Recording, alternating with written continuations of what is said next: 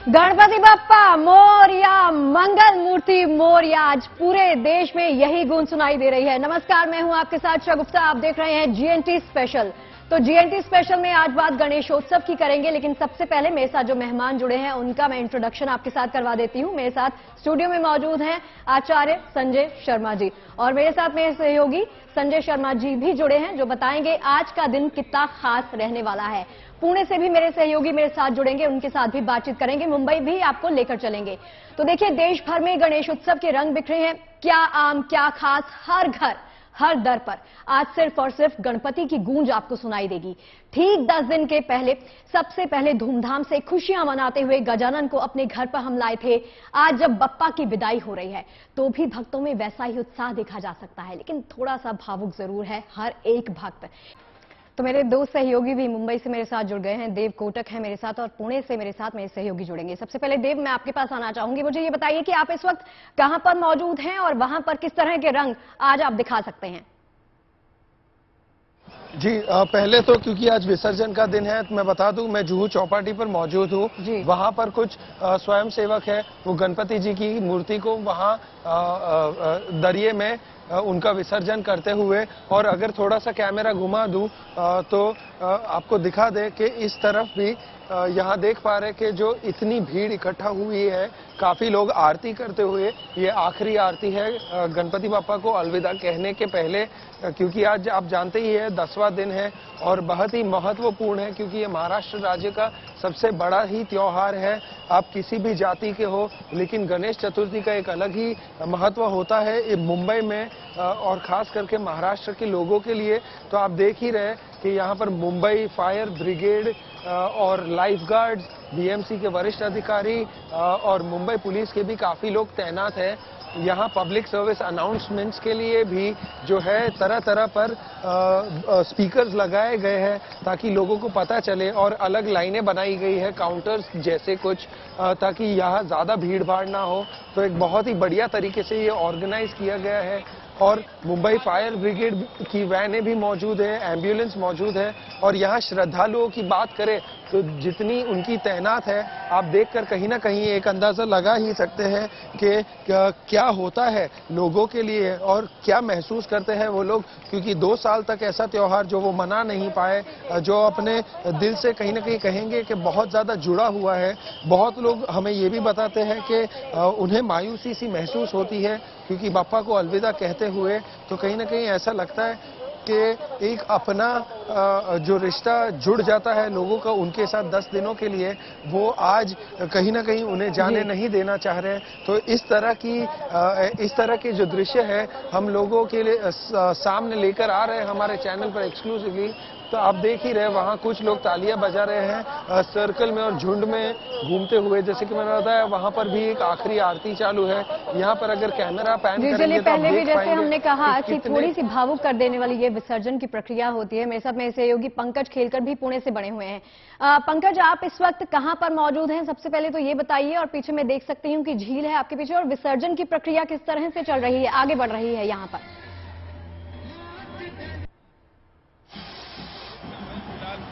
जो अमृतेश्वर घाट है, मूठा नदी के किनारे है, वहां पर हूं। और यहां पर आप देख सकते हैं कि जो घर के गणपति है, जो सार्वजनिक मंडल के गणपति है, वो ऐसे अलग अलग जो मूला मूठा नदी के घाट पर आकर वो बापा को विसर्जित कर रहे हैं। नम आंखें है, जैसे आपने कहा कि उदास है लोग, लेकिन साथ ही में उत्साह भी है कि अगले साल बापा जो आएगा कोरोना नहीं रहेगा, ऐसी सबकी प्रार्थना है। तो यहाँ पर भी जो लोग हैं उनसे भी हम पूछेंगे कि जो अनुरोध किया था महानगर पालिका ने कि इको फ्रेंडली गणेश होना चाहिए, शाडू के मिट्टी का गणेश होना चाहिए, तो वो यहाँ पर बहुत से लोग उसी तरह की मूर्तियां लेकर आए हुए समझ रहा है। आप बताइए, आपने कहा कि ये शाडू की मिट्टी की मूर्ति है, ये जो पर्यावरण है ये सब सोच के हमने शाडू की मूर्ति ली है, कि जो कि पिघल जाती है उसका दुष्परिणाम नहीं होता है, पानी में जल्दी घुल जाती है। पानी में जल्दी घुल जाती है। देखिए, ये जो ऐसी मूर्तियां का इस्तेमाल हो, ऐसा अनुरोध किया था और वैसे ही काफी लोग करते हुए नजर आए हैं इस साल। ये जो घाट है अमृतेश्वर घाट, आप देख सकते हैं कि लोग यहाँ पर है अपनी अपनी बापा की मूर्तियां लेकर आ रहे हैं। साथ ही में यहाँ पे जो विसर्जित करने के लिए जो मदद हो रही है, जो फायर ब्रिगेड के यहाँ पे कर्मचारी है वो लोगों को मदद कर रहे हैं कि बापा को किस तरह से विसर्जित करने के लिए यहाँ पे कहीं बोट पर तो कहीं इस तरह से नदी में बापा का विदाई की जा रही है। तो ऐसा ही नजारा पूरे पुणे शहर में है। जो बड़ी मूर्तियां है वो लक्ष्मी रोड से उसका शोभा यात्रा निकली हुई है और वो आकर इस तरह से पूरे मुला मुठा नदी के घाट इलाके में वो आकर बापा को विसर्जित कर रहे हैं, बापा की विदाई ले रहे हैं। और जो यहाँ पे नारे लग रहे हैं, घोषणा दिए जा रहे हैं कि गणपति बापा मोरया, अगले बरस तू जल्दी आ। तो एक तरफ नम आंखें हैं, वहीं दूसरी ओर बापा फिर से आएंगे, विघ्न कोई भी नहीं रहेगा। विघ्न हर्ता की विदाई है, सारे जो विघ्न है समाज के वो लेकर जाने की क्षमता। पंकज, मैं आपके पास लौटती हूँ वापस, आप बने रहिए जी, आपके पास लौटती हूँ। देखिए, दरअसल जितने उल्लास के साथ और जोश के साथ गणेशोत्सव की शुरुआत होती है ना, घरों में, पूजा पंडालों में बप्पा को गाजे बाजे के साथ लाया जाता है, ठीक उसी उमंग के साथ बप्पा की विदाई के दिन भी दिखाई देती है। 10 दिन लोग बप्पा की भक्ति में पूरी तरह से लीन रहते हैं और फिर विदाई का वक्त आ जाता है और विदाई भी उतनी ही धूमधाम के साथ की जाती है। जिस तरह से गणपति की स्थापना के लिए कई दिन पहले से तैयारियां शुरू हो जाती हैं, वैसे ही तस्वीरें आपको देखने को मिलेंगी। आज अनंत चतुर्थी है और गणपति बापा का विसर्जन होगा। आप देख सकते हैं तस्वीरों में किस तरीके से जोश और उल्लास के साथ नाचते गाते यहाँ से लोग अब गणपति बापा के विसर्जन यात्रा में निकल पड़े हैं। ये जो गणपति बापा है ये मुंबई के राजा है। गणेश गली के गणपति, सबसे ज्यादा मान इसका है। 1928 में इसकी स्थापना की थी और सबसे पहले मुंबई में किसी गणपति के विसर्जन यात्रा शुरू होती है तो वो मुंबई के राजा की होती है। आप देख सकते हैं किस तरीके से गुलाल में रंगे हुए सारे लोग नाचते गाते हुए गणपति बापा के विसर्जन यात्रा में निकल पड़े हैं। ये जो आप गणपति बापा की मूर्ति देख रहे हैं वो भगवान विश्वकर्मा के रूप में 22 फुट ऊंची गणपति बापा की ये प्रतिमा, और धीरे धीरे अब गणपति बापा की जो विसर्जन यात्रा है वो धीरे धीरे अब आगे बढ़ते हुए श्रद्धालुओं के लिए, भक्तों के लिए आज विसर्जन की प्रक्रिया शुरू हो गई है। तो कितना खास क्या मुझे आ रही है, आपको आ रही है आवाज? सबसे पहले तो हम गणेश जी की प्रार्थना करते हैं। गजानन भूत गणादि सेवितम कपित जम्बूफल चारु भक्षणम ओमासुतम शोक विनाश कारकम नमामि विघ्नेश्वराय पाद पंकजम।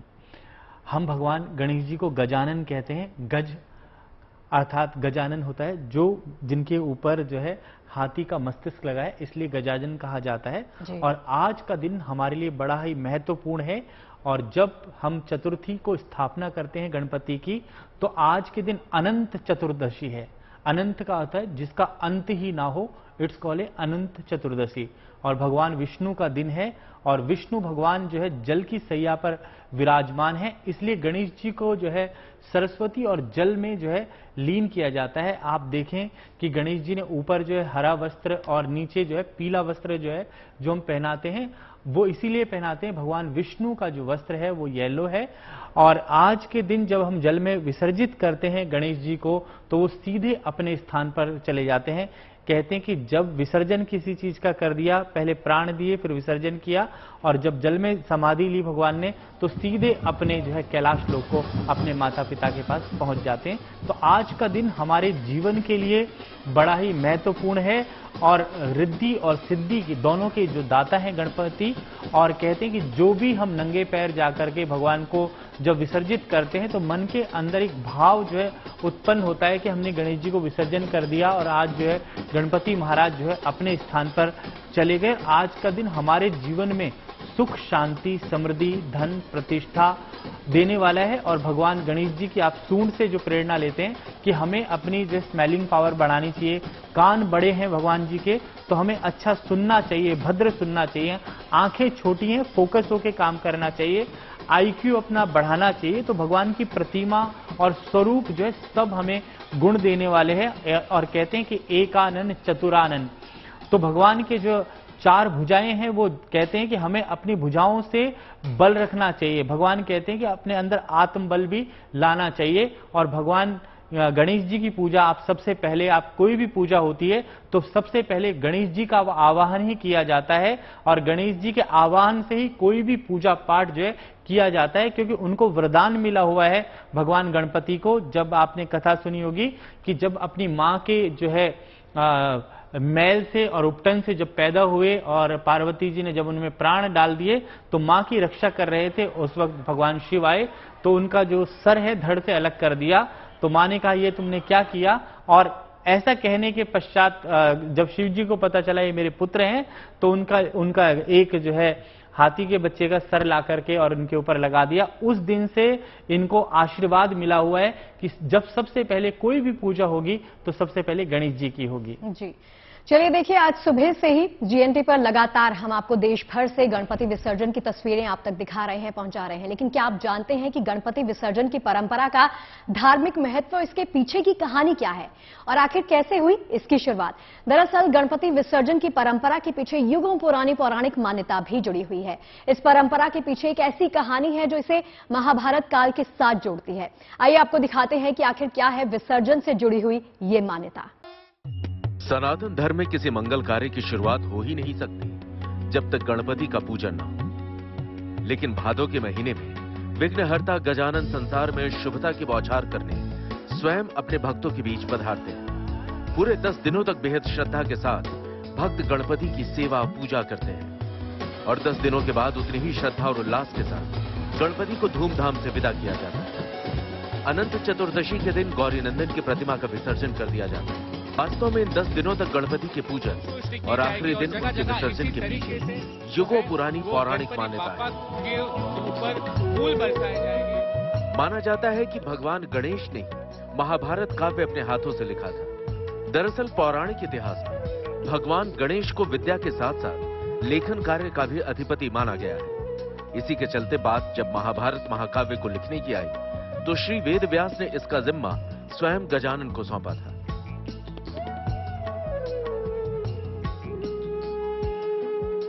जब भगवान वेदव्यास गणेश जी की सहायता से महाभारत का रचना कर रहे थे, उस समय गणेश जी उनके लेखक थे और बोलने वाले वेदव्यास थे। तो वेदव्यास ने अपना आंख बंद कर लिए और महाभारत का कहानी कहते रहे और भगवान एकदंत गणेश उस कहानी को लिखते चले गए। पौराणिक संदर्भों में गणेश जी को सभी देवी देवताओं में सबसे ज्यादा धैर्यवान माना गया है। उनका चित्त स्थिर और शांत बताया गया है, यानी कैसी भी परिस्थिति हो वो बिना धैर्य खोए शांत भाव से अपने कार्य को करते रहते हैं। तभी तो महर्षि वेदव्यास आंख बंद करके महाभारत की कथा सुनाते रहे और गजानन बिना विचलित हुए एकाग्रचित्त होकर उसे अपनी लेखनी से उतारते रहे। जब उनका आंख खुला वेदव्यास जी का, तो उन्होंने देखा जो भगवान गणेश का शरीर बहुत गर्म हो गया है और उनका शरीर पे धूल मिट्टी भी जम गया है, जिससे उनका शरीर धुंधला काला पड़ गया था और वह बहुत ही थके हुए थे और उनका मन बहुत बेचैन था और गर्मी बहुत ज्यादा बढ़ गई। उसके बाद उनको कुछ समझ में नहीं आया क्या करें क्या नहीं करें। वह सरस्वती नदी के किनारे बैठे हुए थे और वहीं पे महाभारत की रचना हो रही थी। उन्होंने देखा सुंदर सरोवर का जल है, उसी में भगवान गणेश जी को पानी में सरस्वती नदी के जल में उनको डाल के और उनको बहुत अच्छी तरह से धो धाकर स्नान किए और जिससे गणेश जी का शरीर का गर्मी भी शांत हो गया और उनका मन भी शांत हो गया। माना जाता है कि इसी के साथ भगवान गणेश के विसर्जन की परंपरा का श्री गणेश हुआ। उसके बाद से अब तक भारत में अलग अलग रूपों और परंपराओं के साथ ये परंपरा आज तक चली आ रही है। Bureau report, good news today. Ganpati Bappa Morya यही आज सुनाई दे रही है गूंज। तो मुझे ये बताइए कि एक खासियत यह है कि दक्षिण भारत में जो विसर्जन किया जाता है 1.5 दिन का, 3 दिन का, 5 दिन का, 7 दिन का और 9 दिन का, इसके पीछे की कहानी क्या है? इसके पीछे की कहानी सबसे पहले तो मैं ये बताऊं कि महाराष्ट्र में खासकर अष्टविनायक की मान्यता है और वहां महाराष्ट्र के अलग अलग इलाकों में पौराणिक रूप से उनकी मान्यता है कि वहां पर किसी ऋषि की, किसी साधक की तपस्या से प्रसन्न होकर गणपति ने उनको आशीर्वाद दिया। एक मोरे जी महाराज जिनकी तपस्या से, जिनकी साधना से, जिनके भक्तिभाव से प्रसन्न होकर गणपति ने प्रकट होकर कहा कि मैं चाहता हूं कि मैं तुम्हारे नाम से विख्यात हूं, मेरे नाम के साथ तुम्हारा नाम जुड़े। तो उन अष्टविनायक में मोरेश्वर गणपति भी हैं जो बहुत प्रमुख हैं और उन्हीं मोरेश्वर गणपति के तर्ज पर आज भी लोग कहते हैं गणपति बप्पा मोरया। यानी मोरया कोई ऐसा शब्द नहीं है जिसका कुछ मतलब नहीं, लेकिन वो मोरे जी महाराज जिन्होंने तपस्या की और जिस पर गणपति रीझ गए और गणपति ने अपने नाम के साथ उनके नाम को अपनाया, तो इसलिए लोग कहते हैं कि गणपति बप्पा मोरया पुढच्या वर्षी लवकरिया। लवकर कहते हैं एकदम बिल्कुल पलक झपकते ही, जैसे कहते हैं ना लव निमेश, यानी जैसे आपकी पलक झपकती है उसमें जितना समय लगता है उतनी जल्दी। इसलिए महाराष्ट्र में वो रूढ़ हो गया शब्द, तो लोग कहते हैं लवकरिया, जल्दी आओ। तो ये गणपति की 10 दिन गणपति वहां विराजते हैं। ये माना जाता है कि कैलाश पर्वत अपने शिव परिवार के साथ गणपति कैलाश पर रहते हैं, लेकिन 10 दिन के लिए वहां के साधकों ने, वहां के सिद्धों ने, वहां गणपति की भक्ति करने वालों ने अपनी भक्ति से गणपति को प्रसन्न किया और 10 दिन के लिए अपने यहां आने का आग्रह किया। दक्षिण भारतीय राज्यों में ऐसी परंपरा रही है कि वो 10 दिन तक गणपति को वहां पर विराजित करते हैं और उसके बाद उनका विसर्जन करते हैं, क्योंकि हम जिन देवता को बुलाते हैं तो उसमें मंत्र में हम कहते हैं कि यावत पूजा करिष्यामि तावत तम सन्निधो भव। जब तक मैं पूजा कर रहा हूं तब तक आप हमारे साथ रहिए और अपने आशीर्वाद दीजिए। जब उनका विसर्जन करते हैं, क्योंकि कोई भी चीज हमेशा तक हमारे पास नहीं रह सकती है, जैसे ही पूजा हो जाती है तो फिर देवताओं को जिनका हमने आवाहन किया है उनको हम फिर वापस अपने अपने जगह भेजते हैं और फिर हम कहते हैं कि फिर जब हमें आपका पूजन करना पड़ेगा, आपका स्वागत करने की जरूरत होगी, उस समय आप फिर आइएगा, तब तक आप स्वस्थानं गच्छ। लेकिन लोग उत्तर भारत में आखिर में ये कहते हैं कि बाकी सारे देवता स्वस्थानं गच्छ, लेकिन महालक्ष्मी महागणपति रमस्व में वो हमारे अंदर समाहित हो जाएं, क्योंकि अगर बुद्धि, सिद्धि और वैभव, ऐश्वर्य ये सारी चीजें अगर विसर्जित हो गई तो आगे दुनिया चलेगी कैसे। इसलिए वो कहते हैं कि सिद्धि, बुद्धि और समृद्धि वो हमारे अंदर रह जाएं और हमें राह दिखाएं, ताकि हम दुनिया का रास्ता बहुत आसानी के साथ तय कर सकें। गणपति का जो स्वरूप है उस पर भी हम बात करेंगे कि वो स्वरूप क्या कहता है। हमारे यहां जितने देवता हैं, पूजा की जितनी विधियां हैं, सबका एक सिग्निफिकेंस है, सबका एक मतलब है, वो एक फॉर्मूला के रूप में है, कोड है, जिसको हमें डिकोड करना पड़ता है। जी, ये जो आपने बात कही ना संजय सर, पूछा वर्षी लव करिया, ये भाव जो है ना अपने आप में बहुत ज्यादा खास है, क्योंकि इसके साथ बहुत सारे इमोशंस इस वक्त श्रद्धालुओं के जुड़े हुए हैं। विसर्जन की प्रक्रिया चल रही है, तो आचार्य जी ये बताइए कि विसर्जन के लिए जब पहुंचते हैं वहां पर, विसर्जन के पहले एक तो घर पर आरती की जाती है, पांडालों में आरती की जाती है, गणपति बप्पा की प्राण प्रतिष्ठा भी की जाती है। जब विसर्जन के लिए पहुंचते हैं वहां पर जाकर भी आरती की जाती है। तो आज के दिन में मैंने जो पढ़ा, आप मुझे करेक्ट कीजिए अगर मैं गलत हूं, 3 मुहूर्त हैं, तो अभी किस किस वक्त ये विसर्जन की प्रक्रिया जो है वो चलती रहेगी, ये बताइए। देखो, अभी जो इस वक्त मुहूर्त चल रहा है, जिस वक्त हम लाइव कर रहे हैं, 5 बजे से लेकर और 6:31 तक का जो समय है वो विसर्जन का सबसे महत्वपूर्ण समय है। और इस समय जो विसर्जन होगा वो कहते हैं कि शारीरिक, मानसिक, भौतिक सब प्रकार के सुखों को देने वाला है। और हमारे जीवन में जैसा आचार्य जी ने कहा, संजय जी ने, कि हमें विद्या और बुद्धि की भी आवश्यकता है।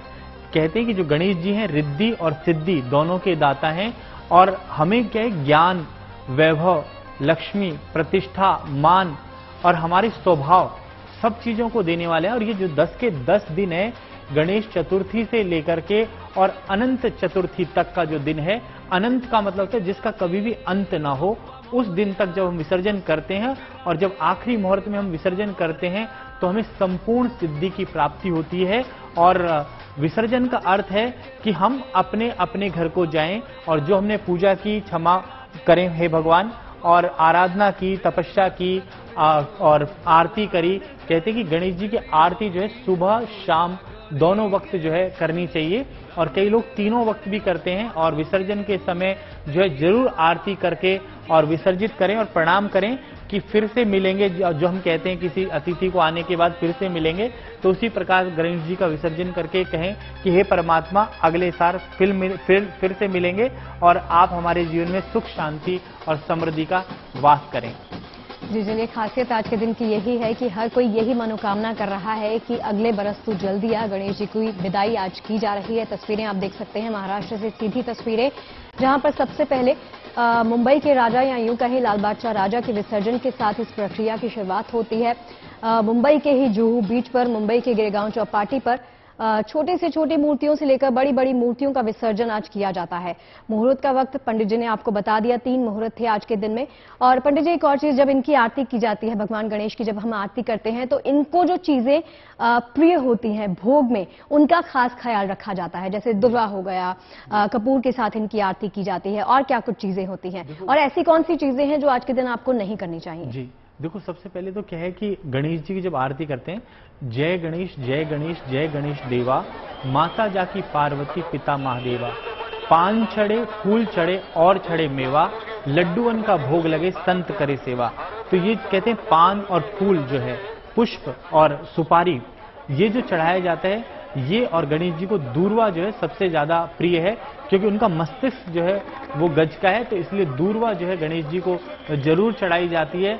और पत्तों का जो है भोग भी कई स्थानों पर लगाया जाता है। और आज के दिन मोदक जो है गणेश जी को सबसे ज्यादा प्रिय माना गया है, तो मोदक का जो भोग है वो उनको सबसे ज्यादा प्रिय होता है, और आज के दिन भगवान को सबसे ज्यादा मोदक ही अर्पित करना चाहिए। जी चलिए, इसी के साथ मुंबई का रुख कर लेते हैं। गिरिगांव चौपाटी में मेरे सहयोगी ऋत्विक मौजूद हैं। ऋत्विक, क्या आप मुझे सुन पा रहे हैं?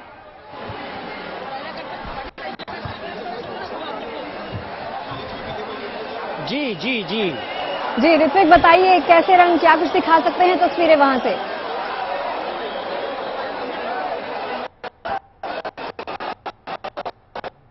फिलहाल मैं मुंबई के गिरगांव में आपको यह नजारा दिखा दूं। आप देखने को मिल रहा है कि 2 साल के अंतराल के बाद इतनी बड़ी। जी चलिए, मैं वापस लौटती हूँ आपके पास। इसी के साथ जुहू का रुख कर लेते हैं, जहां पर देव कोटक मेरे सहयोगी बने हुए हैं। देव, इस वक्त आप जुहू चौपाटी पर मौजूद हैं, तो विसर्जन की प्रक्रिया लगातार चल रही है। अभी क्या कुछ तस्वीरें आप हमें दिखा सकते हैं? कितनी ये प्रक्रिया जो है आगे बढ़ती जा रही है? जी, आगे तो प्रतिक्रिया बिल्कुल ही बढ़ गई है, क्योंकि साफ तौर पर वो नजर आ रहा है कि जो बड़े गणपति है वो भी यहाँ पर प्रवेश करना शुरू कर दिया है। उन्होंने उनकी आखिरी आरती होते हुए, अगर हम आपको दिखा पाए कि बड़े गणपति जो है उन्हें ट्रॉली पर बिठा के बीच समंदर में ले जाया जाता है विसर्जन के लिए, क्योंकि उनका वजन भी ज्यादा होता है, तो इसलिए क्रेन नहीं तो जेसीबी का भी इस्तेमाल किया जाता है।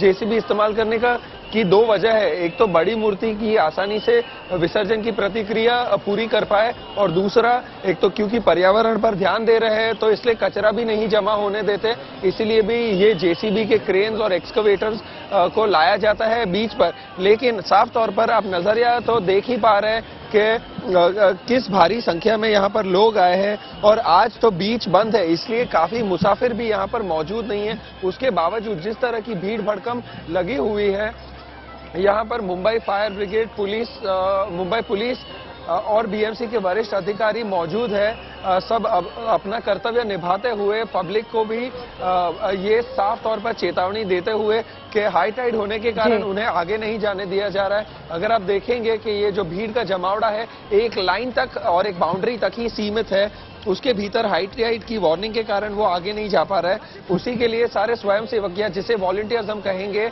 वो भी काफी मौजूद है, जो आपकी मूर्ति आपके हाथ से लेकर विसर्जन की प्रतिक्रिया पूरी कर लेते हैं। क्योंकि इसमें कुछ लाइफ गार्ड्स भी है जो सहयोग दे रहे हैं, क्योंकि सभी को नहीं पता होता, कुछ लोग उत्साह में और जोश में आके पानी के अंदर थोड़ा गहरा ना चले जाए, और हमें किसी भी किस्म की दुर्घटना नहीं चाहिए, इसीलिए उन्हें साफ तौर पर मना कर दिया गया है।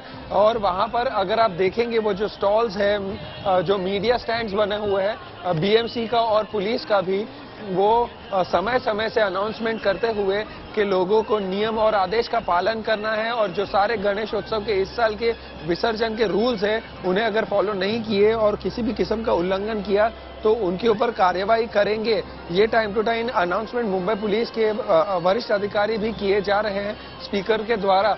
और आप देख रहे हैं कि वो आखिरी अलविदा होगा इस साल गणपति जी को बाय कहते हुए। ये 10 दिनों के बाद लोगों ने बड़ी उत्साह और जोश के साथ जो ये त्योहार मनाया, क्योंकि 2 साल कोविड ने इन्हें बहुत सताया और लोग कहीं ना कहीं परेशान थे। उत्साह नहीं मना पा रहे, घर के बाहर नहीं जा पा रहे और पूरे देश भर में जो रिस्ट्रिक्शन और तरह तरह के कोविड नियमों का पालन करना पड़ रहा था, इसे लोग भी कहीं ना कहीं नाराज थे और कहीं कह सकते कि डिप्रेस मैं लौटती हूँ आपके पास जी, मैं वापस लौटती हूँ इन तस्वीरों के साथ आपके पास, और तस्वीरें आप लगातार हमें दिखाते रहिए। संजय जी, मुझे ये बताइए कि एक इमोशन जो है, एक भाव जो है जुड़ा हुआ है कि गौरी पुत्र लाडले हैं ये गणेश जी, और साथ ही साथ ये कहा जाता है कि पूरे महाराष्ट्र के भी लाडले हैं, पूरे देश के भी लाडले हैं। ये तो है कि अपने भक्तों का भगवान अपने भक्तों के लाडले ही होते हैं। और दूसरी चीज ये कि हमने बहुत सारे ऐसे विजुअल देखे हैं, और अभी मैं इतनी देर से सोच रहा था, जैसे बेटी का जन्म होता है तो बहुत उत्सव खुशियां होती हैं, फिर जब उसकी विदाई होती है तो दिल भर जाता, आंखें भर जाती हैं, गला भर जाता, सब कुछ भर जाता है। लेकिन विसर्जन वो भी एक तरह की विदाई है, लेकिन विदाई के बाद भूल नहीं जाते, फिर उसको हमेशा याद रखते हैं। गणपति भी वैसे ही हैं कि उनको भौतिक रूप से तो उनको विदा कर रहे हैं, लेकिन आत्मीय रूप से वो हमारे साथ रहते हैं, हमारे पास रहते हैं। और यही भाव हैं जो पत्नी और माँ में फर्क करते हैं, बाप और भाई में फर्क करते हैं, अपने और पराये में फर्क करते हैं, भक्त और भगवान में फर्क करते हैं। तो ये भाव ही है जो इंसान से कुछ कराता है। ये सारे लोग इतने ढोल धमाकों के साथ 10-10, 20-20 किलोमीटर लगातार बिना थके चलते हैं। ये तो उनसे बाद में अगले दिन पूछा जाए कि गणपति का विसर्जन कैसा था, कई लोगों के गले से आवाज नहीं निकलती, गणपति बप्पा मोरया पुढच्या वर्षी लवकर या, ऐसा नारे लगाते हुए उनकी ऐसी दशा हो जाती है कि अगले दिन उनकी आवाज नहीं निकलती है, गला बैठ जाता है। तो ये ऐसी चीज है कि भक्ति हमेशा भावना के साथ ही, इसलिए भक्ति के साथ भाव जुड़ा हुआ है। जब तक भाव आपके अंदर नहीं आएंगे तब तक भक्ति, वो जोश, वो उमंग वो नहीं आएगा।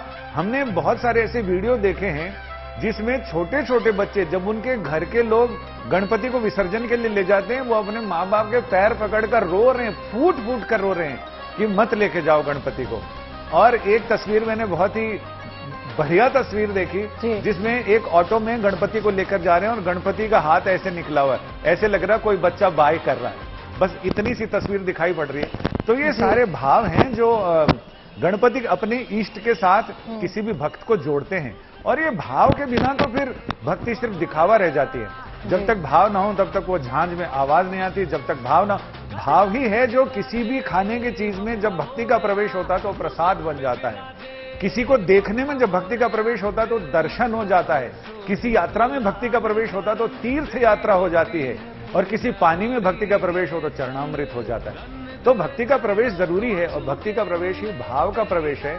जिस भाव के साथ आप भक्ति करेंगे, जैसी दृष्टि होगी वैसी सृष्टि दिखाई पड़ेगी, जैसी नजर वैसा नजरिया। क्या बात है। आचार्य जी, आप मुझे ये बताइए कि इस बार हमने एक और चीज देखी है कि गणपति की मूर्तियां जो हैं उनको अलग अलग थीम पर तैयार किया गया।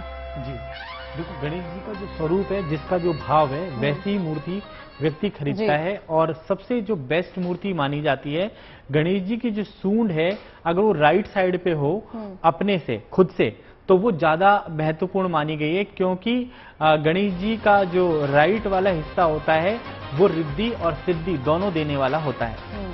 चलिए, आप दोनों का ही इस पूरी बातचीत के लिए बहुत बहुत शुक्रिया। और गुड न्यूज टुडे दर्शकों को एक बार फिर से गणपति बप्पा मोरया, पुढच्या वर्षी लवकर या, अगले बरस तो जल्दी या।